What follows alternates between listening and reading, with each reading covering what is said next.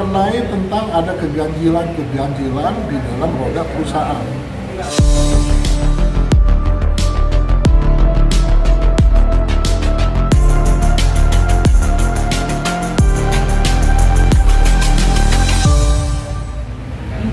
Ya, kalau saya menganalisa dalam kasus mereka, ini kan terkait ada laporan-laporan yang dilakukan oleh pihak mantan istri kalau nggak salah.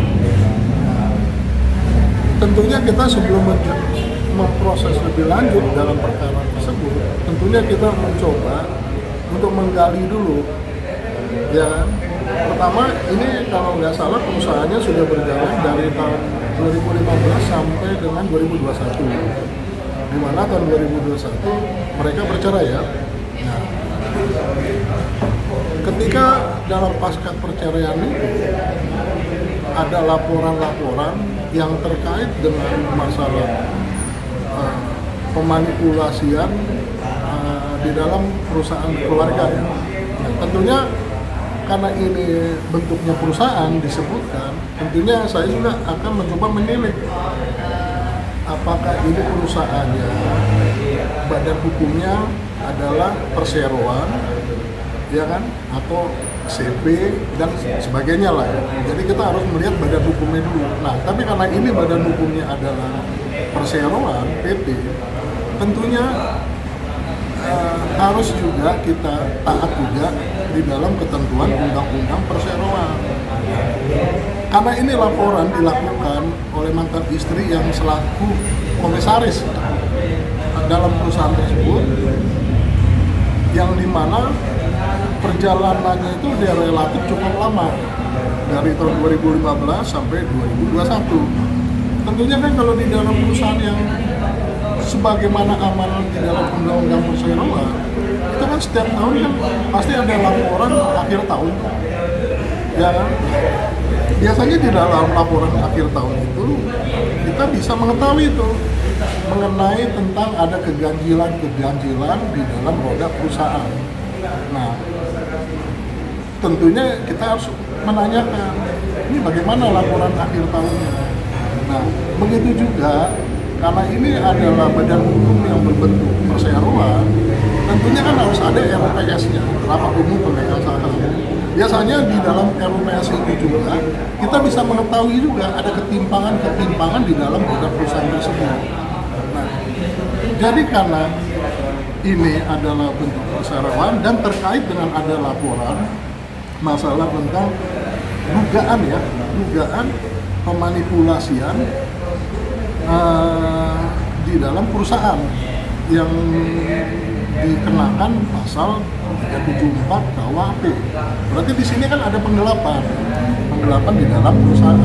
Nah, penggelapan di dalam perusahaan, ya, kita juga harus mengacu juga ini karena istrinya ini adalah kedudukannya sebagai komisaris di dalam badan hukum perusahaan tersebut. Tentunya kita tahu yang namanya komisaris, salah satu tugasnya itu kan mengevaluasi kinerja direksi. Nah, direksi di sini adalah mantan suaminya. Nah, tentunya apakah itu sudah direalisasikan sebagaimana amanat di dalam undang-undang perseroan? Kalau itu belum direalisasikan oleh pihak yang memposisikan sebagai komisaris, kita ya patut pertanyakan lagi gitu loh. Ini bagaimana eksistensi dari perusahaan tersebut. Nah, berikutnya ya, karena ini adalah masalah tentang laporan pidana yang terkait dengan masalah pasal 374, ya kan? Tentunya apakah memang ini bisa dipertanggungjawabkan bahwa laporan tersebut ya itu terkait memang ada tindak pidananya, ya kan? Karena tentunya kita tahu juga mengenai di dalam perusahaan tersebut itu begitu sangat relatif banyak yang terkait ya. Karena roda perusahaan itu bisa berjalan. Tentunya di situ ada variabel